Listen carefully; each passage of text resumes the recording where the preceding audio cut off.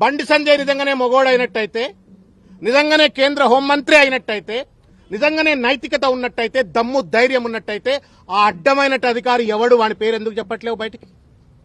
ఎందుకు ఆ రోజు అధికారంలో ఉన్నటువంటి ఒక ముఖ్య నాయకుడు ఆ సదరు అధికారిని బీదర్కు పోకుండా ఆపిండు అని చెప్పని బండి సంజయ్ చెప్తా ఉన్నాడు. దమ్ము లేదా బండి సంజయ్ నీకు? చెప్పు, అధికారి పేరు చెప్పు.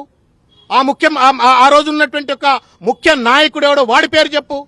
వాడి పేరు చెప్పవు, వీడి పేరు చెప్పవు. అడ్డమైనటువంటి ఒక వెధవ లెక్క నువ్వు ఇష్టం వచ్చినట్లు ఇవాళ కేసీఆర్ గారి పైన నిరాధారమైన ఆరోపణలు చేస్తే న్యాయమా బండి సంజయ్ అని చెప్పని ఇవాళ నేను ప్రశ్నిస్తా ఉన్నాను. ఇవాళ దేశ అంతర్గత రక్షణకు బాధ్యుడైనటువంటి ఒక హోంశాఖకు మంత్రిగా ఉండి కుక్కతో ఒక గుండ్రాయి కట్టినా చక్కగా కాదన్నట్టుగా ఇవాళ బండి సంజయ్ గారు వ్యవహరిస్తా ఉన్నారు. ఎలుకతోలు ఎంత ఉతికినా నలుపు నలుపే గాని తెలుపు కాదు అన్నట్టుగా ఇవాళ బండి సంజయ్ గారు వ్యవహరిస్తా ఉన్నారు. అల్జిమర్ వ్యాధి ఉందేమో బండి సంజయ్కి, అర్థం కావట్లేదు.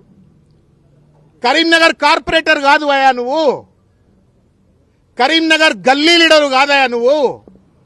ఢిల్లీలో పార్లమెంటు సభ్యుడివి, ఢిల్లీలో కేంద్ర మంత్రివి. కరీంనగర్ కార్పొరేటర్ కాదు బండి సంజయ్, నువ్వు కరీంనగర్ ఎంపీవి. ఈ సోయి మరిచి ఇవాళ ఇష్టం వచ్చినట్టు మాట్లాడుతూ ఉండు. నేను ఇంత పరుషంగా మాట్లాడను, కానీ మాట్లాడవలసిన అవసరం ఏర్పడతా ఉంది. ఎందుకంటే ఉన్నతమైనటువంటి ఒక పదవుల్లో ఉన్న వాళ్ళు ఆరోపణలు చేసినప్పుడు ఆ ఆరోపణలను సహేతుకంగా రుజువు చేయవలసిన ఒక బాధ్యత వాళ్ళపైన ఉంటుంది. వెనకటికి ఒక ఎర్రోనికి మల్లెపూ ఇస్తే ఎక్కడో పెట్టుకుని వాసన చూసినట్టుగా ఇవాళ అంత పెద్ద కేంద్ర మంత్రి పదవిని నరేంద్ర మోడీ కట్టబెట్టి, భారతీయ జనతా పార్టీ కట్టబెడితే ఆ పదవిలో కూర్చొని వాడెవడో అడ్డమైనోడు ఏదో చెప్తే ఇంకెవడో అడ్డమైనోడు ఇంకేమో చెప్పిండు అని చెప్పని అడ్డమైన భాషలో అడ్డదిడ్డంగా బండి సంజయ్ మాట్లాడుతూ ఉంటే నవ్వాలనా, ఏడవాలనా, సిగ్గుపడాలనా అర్థం కావట్లా. Bandi Sanjay is not an individual. Bandi Sanjay Bharatiya Janata party నాయకుడే కాదు. బండి సంజయ్ నా భారత ప్రభుత్వానికి కేంద్ర మంత్రి కూడా. ఒక మంత్రి హోదాలో ఉండి తెలంగాణ తొలి ముఖ్యమంత్రి, ఇవాళ శాసనసభ్యుడు, leader of the opposition, Telangana జాతిపిత కేసీఆర్ పైన